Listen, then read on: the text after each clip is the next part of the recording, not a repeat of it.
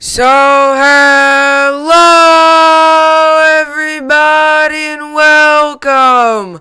Yes, welcome back here at BSN Network. Kanuki back here, BSN Network. This is the BSN Network podcast here today. It is Monday, February 22nd. Hopefully everybody's having a good day so far and a good rest of their day.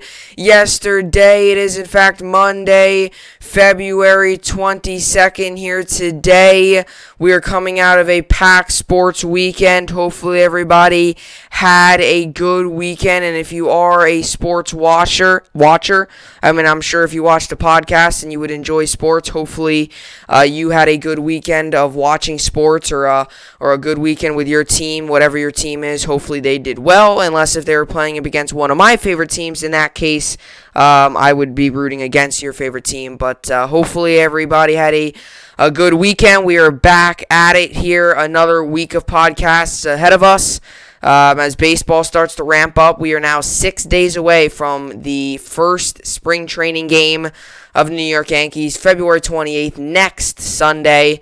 Yankees, Blue Jays will be the first spring training game. Doesn't mean anything. No, it's spring training baseball. It means absolutely nothing, but it's still baseball. We're still going to be watching baseball, and that's really how I look at it. So no matter if it's spring training baseball or if it's regular season baseball, it's baseball. I'm excited. Hopefully you are as well. Good weekend in sports for my teams. Very good weekend for my teams. Rangers got a win. Kentucky got a win. Big win for Kentucky. Kentucky is slowly looking like a team that is what we expected them to look like in the beginning of the year. It might be a little too late, but like I said, I wanted us to end this year heading into the SEC tournament on a high note.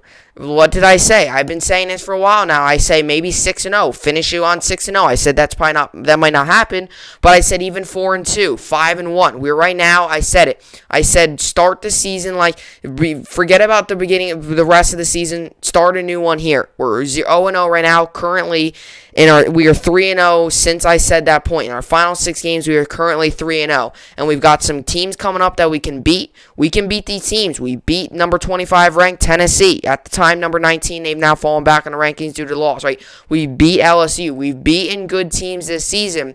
We're 3-0 now since I said that in the final 6 games of the season. Let's see some improvements. We're 3-0 now. Hopefully we can continue to keep it up. Nets get a win. Very excited about the Nets. They're finally coming together, finally looking like a good team, finally making me happy. Obviously, there was a couple rough parts at the beginning of the year, just not, losing to some bad teams, and we are finally now looking like a team that's a true finals contender and looking like a team that could really win it all. So it's super exciting as a Nets fan. Rangers got a good win against the Capitals, which was really good. Capitals, a very good hockey team. Good win for the New York Rangers. 4-1. Mika Zibanejad got a goal. I know it's an empty net goal, but still a goal. Hopefully that means that he will get going soon.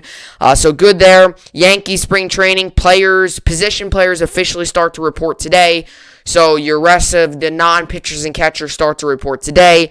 I know there's some position players that have already reported, like Urshela, I know reported a little bit, but I know like Judge, Voit, the rest of them now have officially reported spring training today. So I guess you can kind of say now the entire team's there. Now it's officially spring training, not just pitchers and catchers training. Now it's officially full-on team training, outfielders, infielders, catchers, pitchers, all of that together. So that's good. But these are the topics for today. Brett Gardner re-signs with the New York Yankees. We'll get into it. Pretty good deal for the New York Yankees. I personally like it. I want to hear your opinion at home. I think it's a good deal. I'll tell you why. It might be a little different on why I think it's a good deal to some people. Some people might think it's a good deal for multiple different reasons. This is one of these deals so people could say this is one of these odd things, and sometimes this happens in sports where it could be everyone always thinks it's, you might think it's a good deal, but everyone might think it's a good deal for a different reason.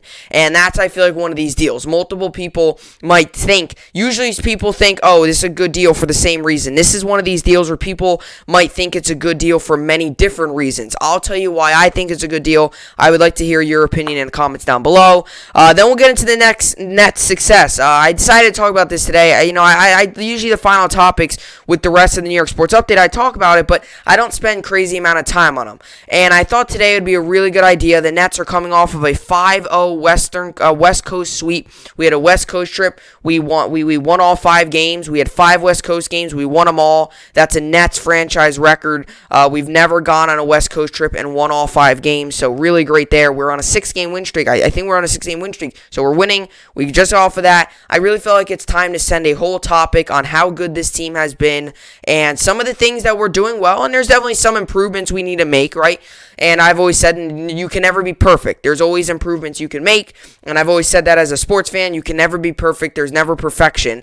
You always have to work. There's always something you got to work on. So the Nets still have some things to work on, but we are finally looking like a team that's a serious NBA Finals contender, and we're doing it without KD right now. Once KD comes back, if we continue to play this well, we are going to be even better, and we've seen it. When KD's in, we put up 130 points. Without KD, we put up about 115, but with KD, you add on another 15, 20 points. Just insane. So this team's really rolling right now, really rocking, really making me happy. So we'll get into that. Then to finish out the podcast, we got college basketball, Kentucky, NBA, NHL. Fantasy, very successful week in fantasy as well. Sports was very kind to me this week, and a lot of times, sports can be mean and sometimes kind. And this weekend it happened to be kind. I won in fantasy in both leagues, so I'm 4-2 in hockey, 5-4 in basketball. So if I continue to win, continue to do well, I should be in good position to make the playoffs in both those leagues. Then we'll get into the rest of the New York sports update. Coming out of the weekend, there's a lot of New York sports that happened, so we'll get into the rest of the New York sports update there. But with all that being said, this is the BSN podcast, and let's get right into it. Obviously, the Yankees re-signed Brett Gardner. Brett Gardner, Yankees reportedly agreed to 1 year, $4 million contract. Obviously, the New York Yankees have made various moves and some different moves these past couple weeks, obviously.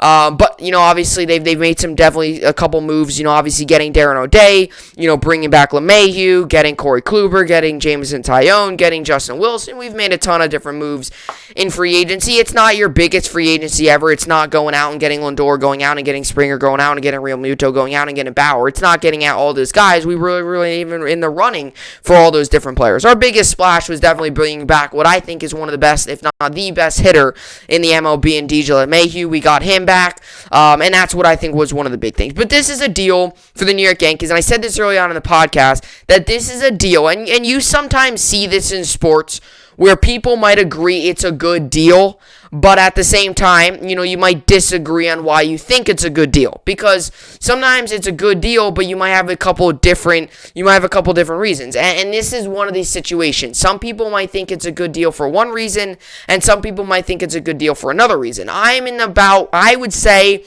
I'm probably in about where, I'm not saying that just because I think it, but I'm probably in about where most people land. I know there's a lot of people out there that think differently, because I've heard a lot of talk. Obviously, this happened on Friday? So, obviously, being that it happened on Friday, obviously it happened after I recorded the podcast and after I uploaded it. Being that's happened on Friday, you had the rest of Friday, Saturday, Sunday, and now today for all these people to talk about it, for all these people to talk about, the Yankees making this move and all. So, there's been a lot of different opinions floating around about this move. I personally like the move, and like I said, it's one of these odd situations where a lot of people have a different opinion. Usually people might think, it's a good move for this reason, and everyone's like, that's exactly right, it's a good move because we've needed this player forever. Boom, everyone agrees. But in this case, this is a move where some people might think it's good for this reason, some people might think it's good for this reason. I've heard some people don't like the move, and and for the most part, if you don't like the move, it's pretty much for the same reason, and I'll tell you that reason. So I like this move that the New York Yankees made. First off, before I really get into the whole why I like it, I personally, first off, to start off on a good note, I've always liked Brett Gardner. Brett Gardner has been a player that has been with us for a long time now. This is a guy that's been with us. He's 37 years old. And I believe he's been with us for 14 years, and he was a big part, and he's been a big part of this team for the past many years, and you can say that. And obviously CC Sabathia was the final member of that 2009 World Series team a couple years ago. Obviously, then he retired. Obviously, last season was his first full year of retirement.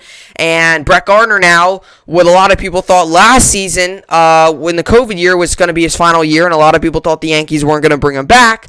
A lot of people thought he was just going to retire as a Yankee, finish out his career.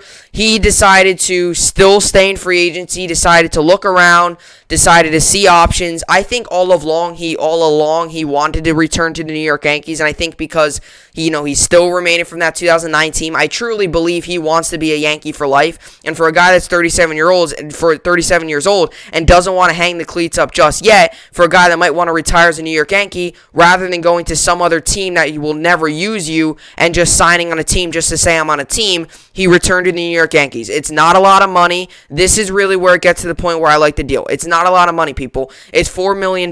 It's not like and I've always said this, it's not like we're investing 5 years on him hoping that he can turn into the Brett Gardner we saw a couple years ago. Brett Gardner did not have a great year last year, which is why many people don't like the deal. But I will tell you this, Brett Gardner, and I want to make this clear to people, and comment down below your thoughts on if you think it's a good deal or not. I love to see the comments. Brett Gardner, and I want to make this clear because I've heard too much of this entire weekend, listening to multiple different people talking to different people about this deal. I want to make this clear. Brett Gardner is not our starting left fielder anymore. He is not our starting left fielder anymore. I want to make that clear. We did not re-sign Brett Gardner to be our starting left fielder. Too many people think we re-signed Brett Gardner to be the starting left fielder on opening day. That is not going to happen. Clint Frazier is the starting left fielder for the New York Yankees, and he will be starting on opening day. Now, if an injury happens or something else happens, Brett Gardner will step in. But for the moment right now, we did not re-sign Brett Gardner to be the starting left fielder. I want to make that clear. Everyone's complaining about this deal because people think that Brett Gardner is now going to be the starting left fielder. People, if you listen to Aaron Boone's press conference to start spring training, he clearly said Clint Frazier is our starting left fielder for the 2021 season. And this is why I like this deal for the New York Yankees. Is number one, this is a player that is still can play at a high level even though he's 37 years old. And you can't sit here and tell me that you can guarantee the Yankees are going to have a good year on the injury side of things, meaning we're not going to have that many injuries. The way this Yankees team has gone the past 2 years, being one of the most injured teams in baseball, you need guys like Brett Gardner to be able to step up. I can't guarantee that. I hope this is true, but I can't sit here and say Clint Frazier is going to play all 162, that Stanton's going to be able to stay in the lineup and play all 162, with Hicks with his banged up elbow is going to be able to play all 162, with Judge with just his multiple injuries is going to be able to play all 162. I hope I'm wrong, and I hope they play all 162. I mean, if you sat here and tell me they're gonna, I don't know if that's true because the past tells us that they can't. But I can't sit here and tell you whether they're going to be able to play all 162 or not. And that's why you bring back Brett Gardner. And especially the outfield. The outfield has been damaged the most. Aaron Hicks, Judge, Stanton have all spent multiple weeks on the IL. Aaron Hicks needing elbow surgery, Stanton having hamstrings, Judge having a rib, a hamstring, a shoulder. Judge has had a lot, right? I can't sit here and tell you that all those outfielders, the opening day roster is going to be what we finish. Because we've seen it. Last season, what happened? No. What happened last season? We had Talkman getting at-bats. We had Frazier getting extended playing time. We had so many different guys, right? We saw Estevan Florial for a little bit, right? We've had so many different guys. We've had so many different guys. So, we've had so many different guys. So, I can't sit here and tell you that we're going to go a full season without any injuries. And that's why we bring back Gardner here. Hold on, let me just get this back up. So we bring back Brett Gardner. That's why I like the move. Now, some people who might not like the move is because they think Brett Gardner is going to start over Clint Frazier. People, Brett Gardner is not going to start over Clint Frazier. I can guarantee that. I could guarantee that. So to those people out there who think Brett Gardner is going to steal playing time from Clint Frazier, that is not true. That is not true. Listen to the manager, Aaron Boone. He said Clint Frazier's our starting right fielder. He's going to be their starting right fielder. People got to realize that. Many people haven't, but we got to realize that. So Brett Gardner, Yankees reportedly agreed to 1 year, $4 million contract. And that's another thing, too, before I get into this article. That's another thing, too. This is a small contract. This is a quick $4 million deal. And it has a team option of second year. So let's just say he plays well this year and he wants to come back, then the team option will give him that, and he could play another year. So this deal could very well be, what I'm hearing, 2 years, $10 million total. If he plays this season, let's just say the Yankees say we want him back. Okay, you take him back. And that's big. That's going to be interesting. So we'll see how that plays out. But like I said, we got to play a whole 162. And that's another thing too. Talking about the injuries, one guy, and this is a true fact, and I'm not just pulling this out of the middle of nowhere. This is a true fact. That season, not last year, the year before that, and I always get my years mixed up, especially with the whole virus situation and being a short season. Not last season, the year before that, when the Yankees first got really hit with the injury bug. That season, the only player in that outfield, I think, was the only player that did not hit the IL was Brett Gardner. In that season. Hicks did, Stanton did, Judge did. Frazier obviously didn't start in outfield, but I wouldn't be surprised if he even did. I don't think he did, but I know Frazier, he was an everyday guy, so he probably got more playing time. But Gardner didn't hit the IL that season. I was reading something. He was like one of the only players on the Yankees not to hit the IL, or if he did, it was only like one stint. Like there were some Yankees, like for example, like Stanton, he was on it, then off it. On it, off it for 3 days, then back on it, right? So Gardner is a guy that, I don't want to jinx it, but this is a guy that's been able to stay healthy. And I think part of and that's what's even going to help even more this year, is let's just say you need a guy to play, because we had times where the Yankees they had their starter get injured, then the backup would get injured, and we would have to go to a guy somewhere deep in the AAA system. So, that's the thing. So knowing that you have a guy like a Brett Gardner that has, for the most part of his career, has been able to stay healthy and has been able to still play at a high level. That's another thing, too. A lot of people are going to look at the age in this deal and think, man, oh, man, why in the world do we give this guy $4 million? First off, $4 million isn't that much money. And second, it's a lot of money, but in terms of sports, it's not that much. There's guys getting $350 million contract. We saw Fernando Tatis Jr. So in terms of sports, $4 million isn't that much to give to a player. And for a guy that's 37 years old, he's still very quick. He can still be a very solid outfielder. I'm not saying that he's going to be an all-star. But I'm saying when you need him to come in, he's going to make his impact. He's going to make his presence felt. We've seen it throughout his career. And another reason I think why we brought him back was this is a team this year that is fully set on trying to win the World Series. And I think people realize that this is a big year for the New York Yankees. If we don't win the World Series this year, I'm not saying that's going to happen, but I really wouldn't be surprised if Aaron Boone isn't our manager. I really wouldn't be surprised, not that we enter a full-on rebuild, but I wouldn't be surprised if this is a Yankees team that looks a lot different next season if we don't win the World Series this year. Because we got a couple free agents coming up. I wouldn't be surprised if Boone doesn't return. If we win a World Series, we're going to keep it. But that's another thing, too. A veteran mind in the locker room, a veteran guy like Gardner is sometimes what teams need to get to that next level. Sometimes teams can get there, can get to the championship game, can get to the divisional round, but then can't get anywhere else. And the Yankees have kind of done that the past couple of years. We've been able to get to the divisional games. We've been able to get to the wild card game. We've been able to get to the championship game. We can't finish it off. Gardner having that mind, the only guy from that 2009 World Series team, having that mind in the locker room, just the experience and stuff is big. And like I said, he is not the Yankees' everyday starting left fielder. Now, with our injury history and everything that's gone on the past 2 years with this team and the injuries, I wouldn't be surprised if he is in a lot more than what we expect. But he is not. We got him to be depth. We got him to be a solid mind in the locker room.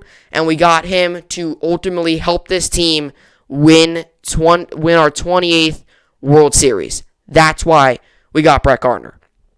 We did not get him to be and people who want him to be the everyday starting left fielder, I don't know. I mean, I don't know if you want that. I would rather see Clint Frazier, the future, at left field than a guy than Brett Gardner. And that's another thing too. This is almost like the past in a way. He won the 2009 World Series. He knows what it takes to win a World Series. Having his mind in the locker room, especially to a younger team. This is a team that's relatively younger. You got Urshela's younger. Judge is still at the younger part of his career. Clint Frazier, very young. I mean, this is really his first season as he's going to be like a full first season starter. You got many different young guys. I mean, Voigt's still young. He's bounced around, but he's still young. Who else? I mean, there's so many different young guys. I mean, Sanchez is still young. I mean, he's still young, but, and some other guys like Davey Garcia's young, right? A lot of young guys in this team.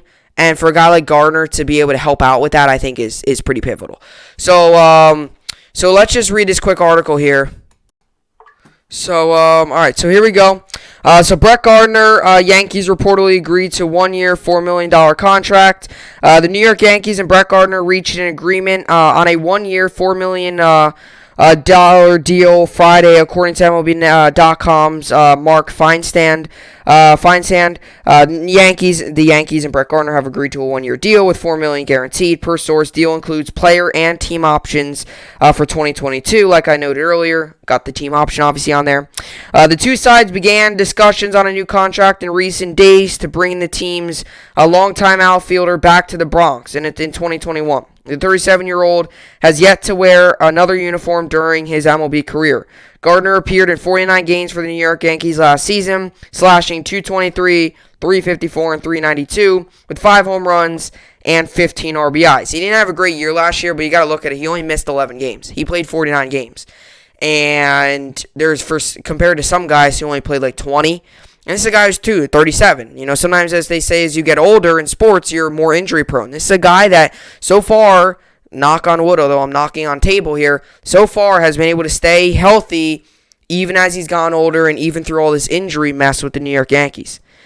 Gardner appeared in 49 games for the New York Yankees last season. Oh, I already read that. MLB Network's John Heyman reported Thursday the Yankees have a specific price range in mind for Gardner and would like to keep any deal around $3 million to avoid exceeding the $210 million competitive balance tax.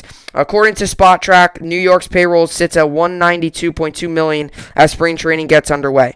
Randy Miller of NJ Advanced Media noted on February 10th the two sides hadn't even begun negotiation yet, with the Yankees still mulling over an initial offer.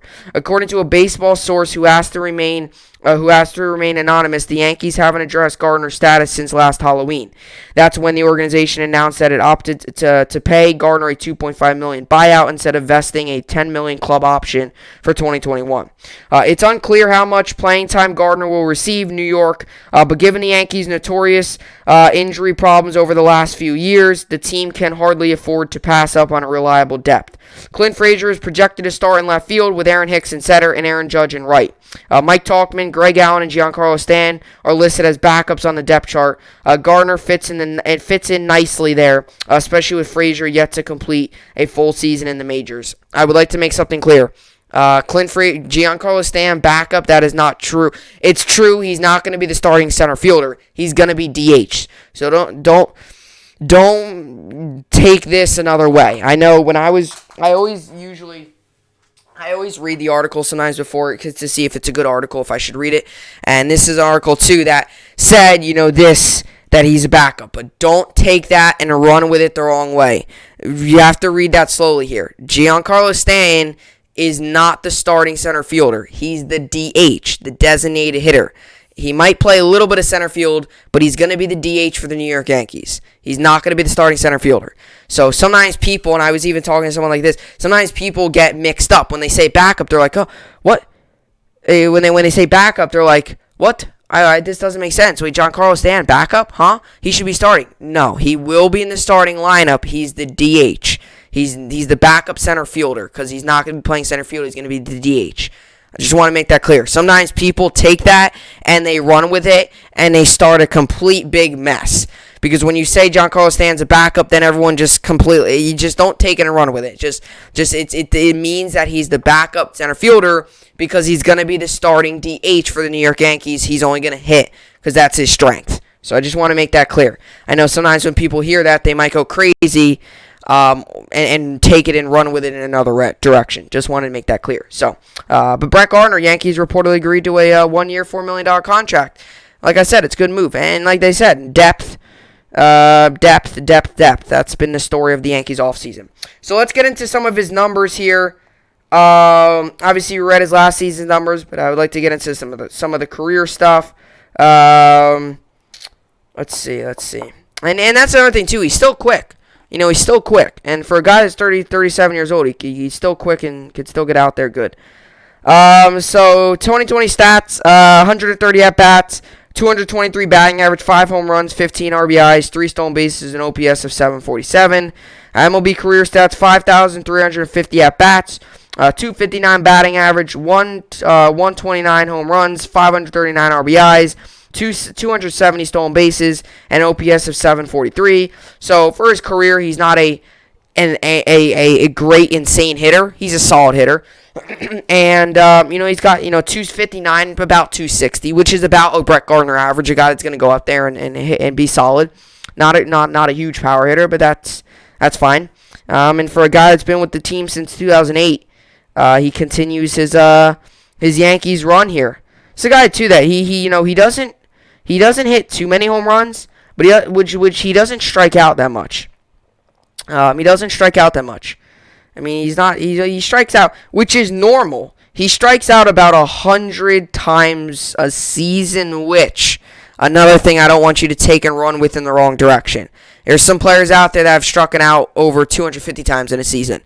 This is a guy, it's a lower strikeout guy. He might get out. If he's in a slump, it's going to mean that he's probably hitting. He's a contact guy. He's going to be a contact hitter. He's going to be the guy that's going to make contact. In his career, he's gone over 539 RBIs, like I said. He's not a huge home run hitter. He's only hit, obviously 129. He's gotten some triples, 69 triples in his career, 235 doubles. So, for he's got good speed. In his career, he's got 1,384 hits. And in that 2009 World Series team, he played 108 games. Okay, that 2019 team, I want to make this. That 2019 team with the Yankees, a year where many players might have only played 60, 70 games. He played 141 games. The most games he played in a year was in 2017. He played 151. 2015. 2015 played 151. And in 2011, he played 159 games, which is crazy because 159 games. That means he only missed 3 games. He's played 1,548 games in his career. So multiply that. You got to do 162 times whatever, like 14 years, and then divide that by what, like 5,000, and you'll find out how many games he's missed. He hasn't missed many games. He's a guy that plays about 130 games a season.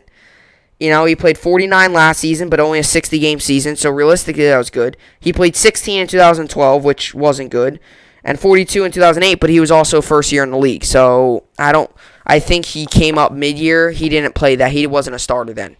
And his first year as a starter, he played 108. So this is a guy that plays about probably 120 games a season, which is really good considering some players can only stay on the field for about 60% of the games, maybe even 40% of the games. I mean, there's some guys out there that can barely play 60. They'll play 50. This is a guy that plays always over half the games. He's had a lot of at-bats in his career, 5,350. He's experienced a lot. He's gone through a lot with this team.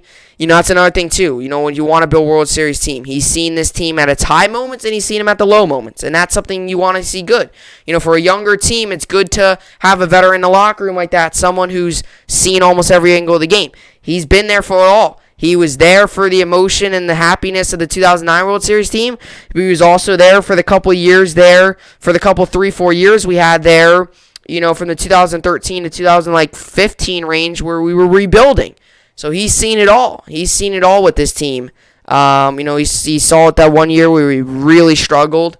But he's seen it all with this team. He's seen the highs, he's seen the lows, and he's seen, like I said, the highest of highs and the lowest of lows. And the highest of highs is the 2009 World Series, and that's something that he will definitely be trying to nail in these guys' heads that, hey, we're going to have to do this, this, and this if we want to be another World Series team. And obviously Yankees fans like me, Yankees fans all around, are putting a lot of pressure on this team, and it's the truth. We want to see another World Series. It's very odd to see the Yankees go, 10 years without a World Series. It's very odd to see, or whatever, 11 years without a World Series. Very odd to see, considering we had a streak there where we won at least one World Series every decade. This is a team that hasn't won a World Series in a decade, so we gotta get going.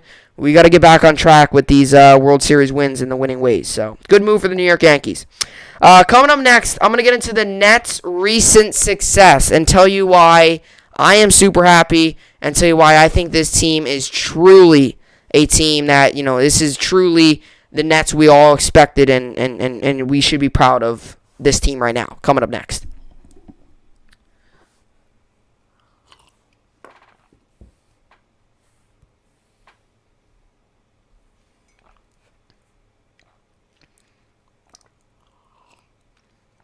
Alrighty, so the Brooklyn Nets yesterday beat the Los Angeles Clippers 112-108, extending their win streak to a solid 6 games, beating the Pacers, the Warriors, the Kings, the Suns, the Lakers, and the Clippers, and we are now 6-game win streak. 5 of those 6 games have came on the West Coast.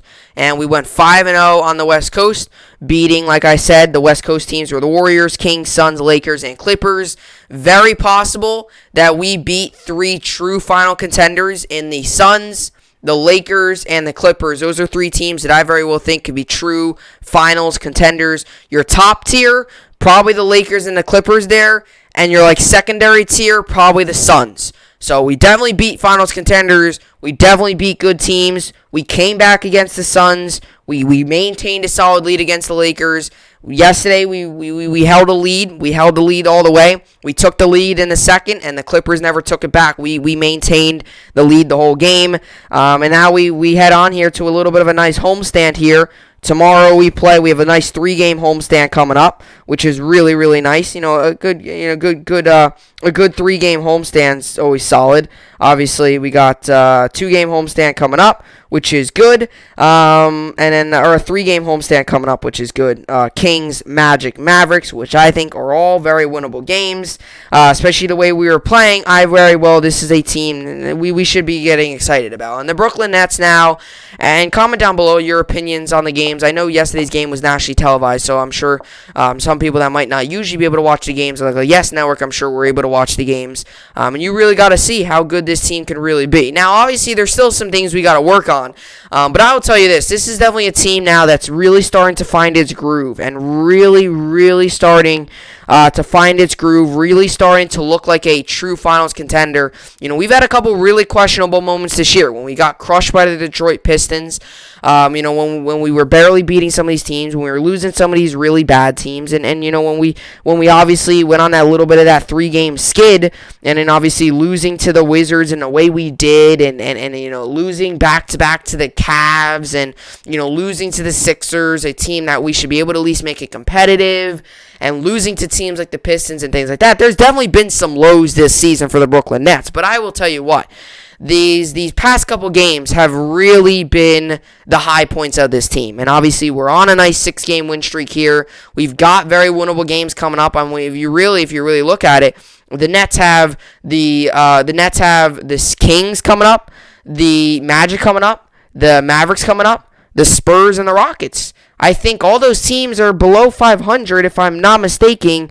I think all of them are below 500, except I think the Spurs are above 500, I think. So we're playing these next 5 games. We're playing 4 of the next 5 games are below teams that are below 500. And we've struggled against teams below 500. But I'll tell you what, the Nets, there's something about this team that I have a really good feeling we're going to turn that around. And I've seen so many good things, obviously seeing this run here. I've seen so many good things from this Nets team. Things we weren't doing well in the beginning of the season, we're doing much better now. Spreading the ball out. I felt at the beginning of the year, we were a little too much about getting the ball to this certain player. We're spreading it out. TLC is getting much more shots. Joe Harris is getting a lot more opportunities. We're getting the ball to different guys. We're getting the ball to Jeff Green. We're getting the ball to TLC. We're getting the ball to different guys here. At the beginning of the year, I felt it was all about getting the ball to certain guys. Get this guy the ball. He's great. Now I really feel like it's trusting your teammates, getting your teammates more involved. And that's one thing I really thought was pivotal, because at the beginning of the year, and this is normal for teams that are testing out a big three, or for teams that are testing out a big three or a new thing or a big two like we had at the beginning of the year, teams that test that out, there's going to be some problems at the beginning of the year. Obviously, the Nets definitely had a little bit of a shaky start. It obviously wasn't the start many of us expected. We started off 2-0. Everyone's like, oh yeah, this is the Nets team we all expected, and then all of a sudden, we went downhill a little bit there, losing games. We were standing at below 500 for 1 point there. We just didn't look like a complete team, and now we're coming together. Now we're looking like a complete team. Now we're looking like a true team that could really, really make a strong run here to win the playoffs. And this is really what brought this topic up. Was today the new NBA power rankings came out, and the Brooklyn Nets were number one. And I know that's going to throw a lot of people off. I know that's going to think a lot of people are going to think people are crazy for putting that, but it's the truth. And I know the Jazz, a lot of people think, and the Jazz have had an excellent year here, but the Nets beat the Jazz this year, and the Nets are beating teams that the Jazz struggled with. So you look at the numbers, you look at the two teams, you look at, the verses against each other. The Nets beat the Jazz early on in the year, and the Nets have beaten some teams that the Jazz have struggled against. So if you look at the numbers and you look at the analytics and you look at the way that the two teams have gone, realistically, the Nets might be the better team. You could obviously make the argument for both sides. I can make the argument that the Nets are, and I could very well see someone making the argument that the Jazz are. It's a fair argument for both sides. But, I really believe now that people are starting to really see this team now come out. They're more smooth. They're making better decisions. They're spreading the ball out. They're getting their teammates involved. We're finally, in a way, I could say we're finally utilizing the entire big three. At the beginning of the year, when this big three was made, I feel like it was like a big one or a big two. We're finally coming together. Harden, Kyrie, KD's been injured here a little bit here, but now with KD back, we've been really able to continue to utilize this big three, really mesh together. And players will always say this, it's tough to bring in a player and build chemistry with him on the fly. James Harden didn't practice once with the Brooklyn Nets. Played a game with them, and they were expecting them to do great, right? We were working out some of the tough stuff. We are now sitting here, talking about a team that's the 2 seed. We're only a half a game back from the 76ers, who we did beat at the early on in the year. They also beat us, so we're tied 1-1. So it's definitely going to be a toss-up there. But the Brooklyn Nets, seeing them in the number one, definitely big. I think definitely now people are starting to really, really notice. I think people are starting now to really, really, really, really realize that this team is a true finals contender. We finally look like a complete team. And, if we get our rebounding better, because we definitely need to be rebounding better, if we get our defense better, this is definitely a team that's going to run away with this, I really believe. And we're sitting here now at 20-12. We're half a game back from the 76ers. We're 11-5 at home. We're 9-7 on the way. We're 3-2 in our division, which is the Atlantic Division, but no one really talks about that. And we're 10-9 in our conference. We're averaging 121 points per game, which is, Obviously, we're averaging 100, and obviously we're 3 10-point games, or 10-6, and 3-point games. We're not great in close games, but we're 12-4 against teams that are above 500, and we're 8-8 against teams that are below 500. And I really believe that part of this big win streak here is going to be able to turn around that stuff. And 12-4 against teams that are above 500 is big, because when you play against some of those big name teams, it's definitely pivotal. And for us to definitely have a true opportunity like this is really big here. Obviously, 121 points per game is obviously 121 points per game is the best in the NBA, and 117 points per game allowed isn't great. But the fact that we are averaging, with 121 points per game and 117 points per game, we're averaging about we're averaging about a win by 4 per game, assuming the score is an average of 122, 121, and 117. We're obviously on a 6-game win streak. That's currently the longest win streak currently in the league. The longest in the league is the Jazz. This season, they had that big win streak going, but we are currently got the big 6-game win streak going here. Obviously, we got the big win streak going here. Obviously, we're 7-3 in our last 10. And we're definitely starting to gain some ground on the Bucks. Bucks have now fallen about 1.5 games behind us. They are 18-13. The Nets are 20-12. So we're about a 1.5 games. They're 1 back in the win column and two back in the loss column. So we're definitely starting to gain some ground there. And you look at the teams outside of the Bucks, Nets, and Sixers. The rest of the teams are, 15-15, 15-16, 15-14, 16-15. Teams now are really starting to, the East Division has always really struggled a little bit here. So the Nets definitely able to really gain some true ground here in the standings, and that's really big. Just really. Really pivotal, I think, to see this stuff. And obviously, Durant, 29 points per game. Kyrie, 27 points per game. Harden, 24 points per game. Definitely wasn't a huge fan of the trade when it first happened, the James Harden trade. And I very well knew that this could happen, that I could be sitting here right now and saying how this trade has definitely worked out. But I would definitely say right now that the Nets have definitely won this trade so far. And I know we gave up a lot. We've gave up a lot, but this is a trade that's really working so far. Harden getting a ton of assists. Those assists can go to multiple players, and that's something that we were learning. Harden at the beginning when he was here, it was almost like sometimes getting the ball to KD and Kyrie all the time, but he's been able to spread the ball out, get it to different players, get it to different guys. And this is just a team that's just really looking very good here. Obviously, just looking very good. Looking really good here. Obviously, Harden is first in the NBA in assists per game, which is really good. Obviously, it's great to have a player that's going to spread the ball out. And so far, Harden has came here, and he's looked like a guy. So far Harden has came here, and he's looking like a guy that definitely lived up to his word. He came here. He said he wants to give the ball to players. He said he's not here for his stats. He says he's here to win a championship, and so far he has definitely lived up to that and said that he's going to do everything he can to win a championship. Never won a championship, and is now finally getting a true chance here to win a championship. And obviously, our roster, guys like Bruce Brown, guys like Jeff Green, guys like Joe Harris, guys like TLC, different guys here are really starting to step up. Now, obviously Landry Shamet hasn't been great for us. He's had flashes, but he hasn't been great. He's had flashes. He hasn't been great. He hasn't been what we all expected. I didn't really like the deal, and I'm not too liking it. But, I think one thing with the Nets here is we've been so good. But I think one of the big things for us is we could just continue this. That would be great. We just gotta be consistent.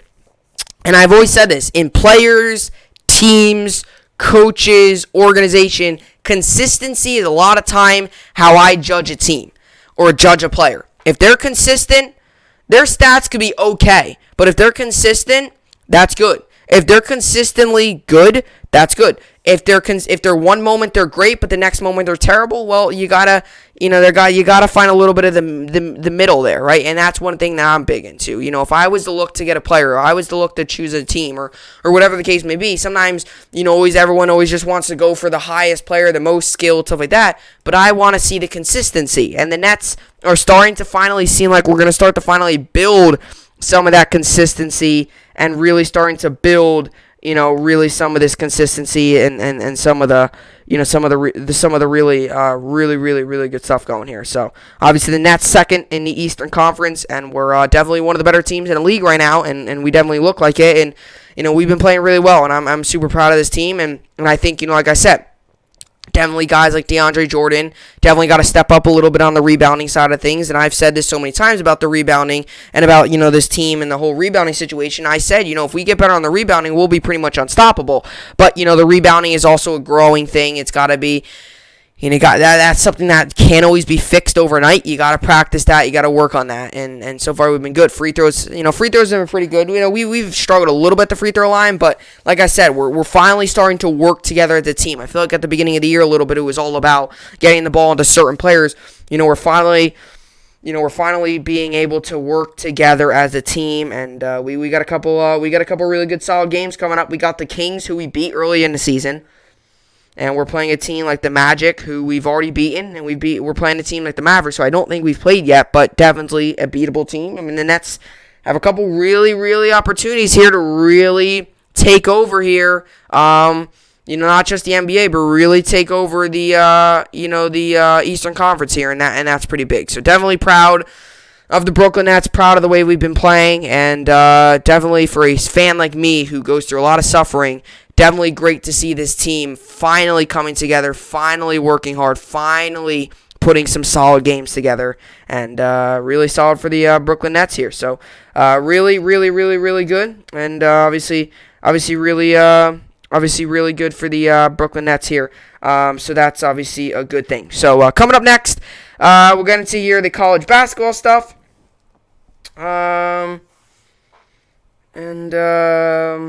Let's see here. So we'll get into college basketball. On Saturday, Duke won, Gonzaga won, San Diego State won, Arizona won, Oklahoma won, Florida State won, Illinois won, West Virginia won, Missouri won, Kansas won, Villanova won, and Alabama won. Kentucky also won 70-55. Kentucky moves to 8-13 on the season. So really, really, really good there for Kentucky. Finally playing well. Mintz at 15 points. Sarr at 10 points. Zay Jackson at 16 points. Really looking like a team that's really coming together well here. So good for Kentucky there. Yesterday, Iowa won, Houston won, Michigan won, and Wisconsin won. Today, we've got USC, Oregon give USC the win, and Texas Tech, Oklahoma State give Texas Tech the win. Those are your games for the AP Top 25 games. And as for the NBA, on Saturday, the Wizards won, Bulls won, Suns won, Heat won, Hornets won.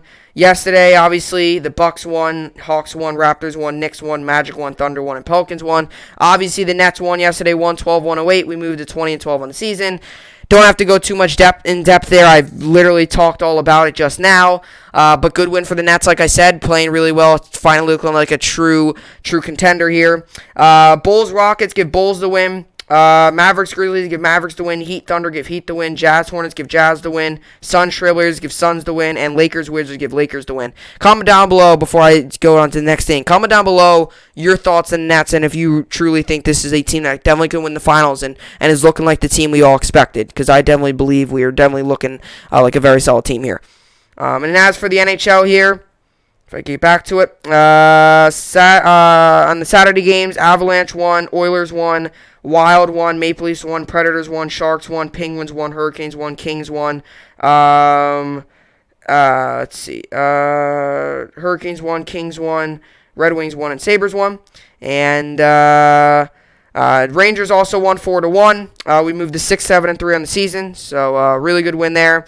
Chris Kreider, Alexi Lafreniere, Ryan Strowman, Mika Zibanejad all had goals there.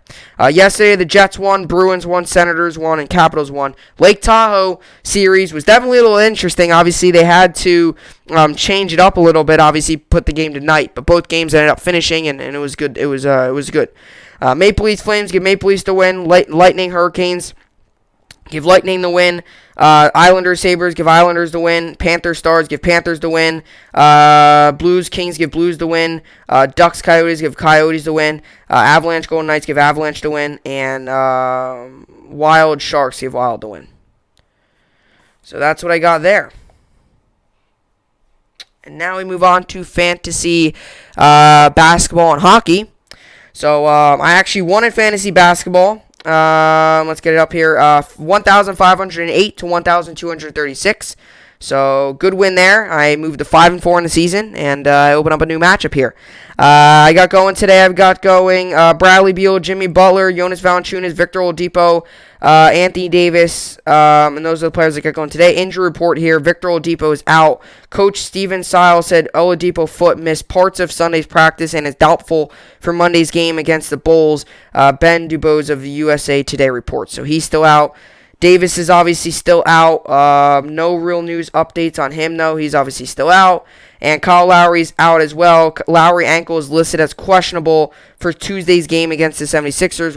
Ryan Wolstadt of the Toronto Sun reports. So hopefully he returns there.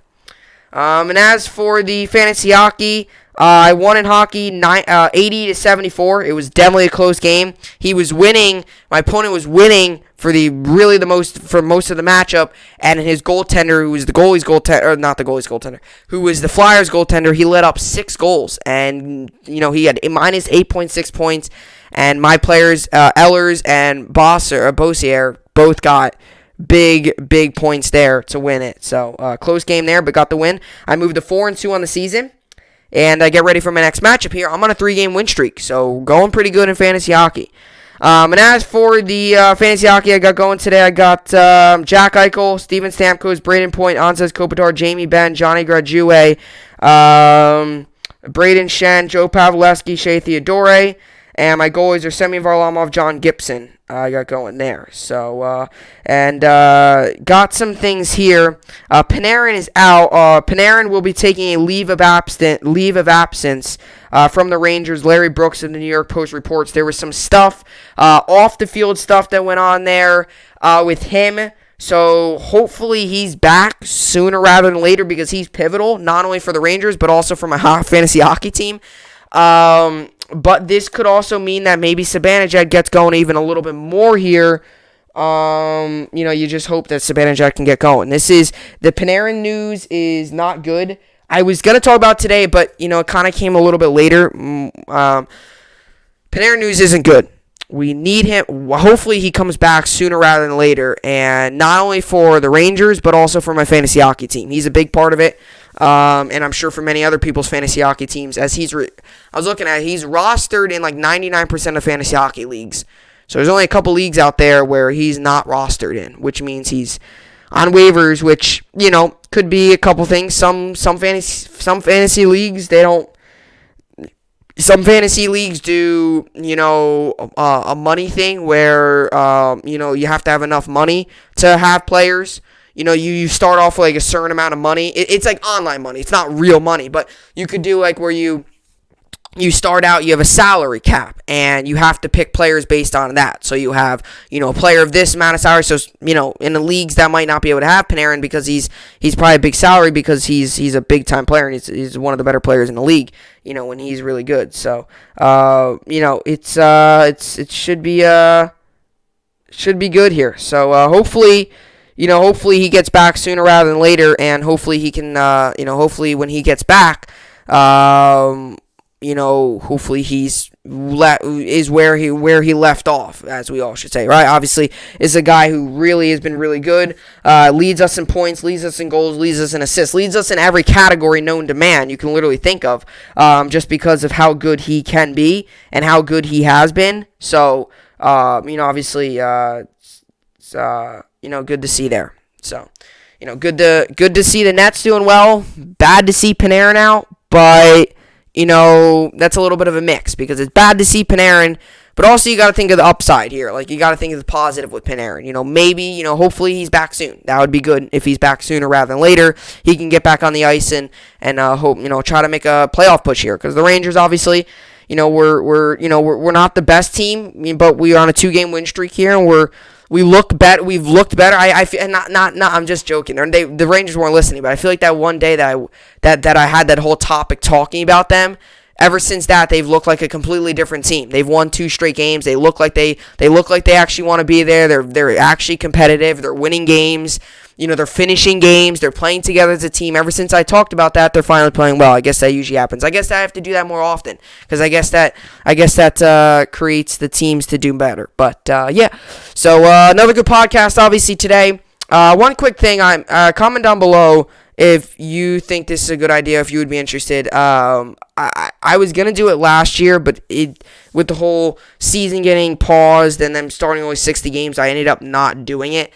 But there's a app where it's like a podcast app where you could go live on a podcast, or you could go live on a podcast, you could talk, you could record a podcast or whatever, but I was planning on not saying that I'm going to do it, but I was thinking about possibly doing, and I'm pretty certain I probably will, not every single game, but as many games as I do, not, I won't do every game, but for the most part, I'll do most games. I will, do the play-by-play for the Yankees games, and if you are, let's just say you don't get the game or you're out and about, I'll put the link somewhere, but you could just listen to it that way, or you could always listen to it on the radio. But it was just something I thought of, and comment down below if you would be interested in that, because I think I'm going to do it. I just still kind of deciding on, still kind of deciding on whether I'm going to do it or not, but I'll do most of the games, obviously.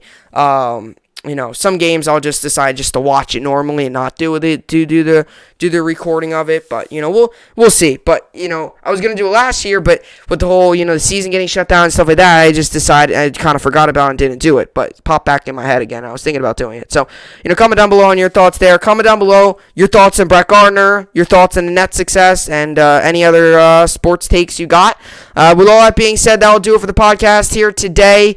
Hopefully you all enjoyed it. I will see you all back here tomorrow. Hope you enjoyed it, and thanks for watching.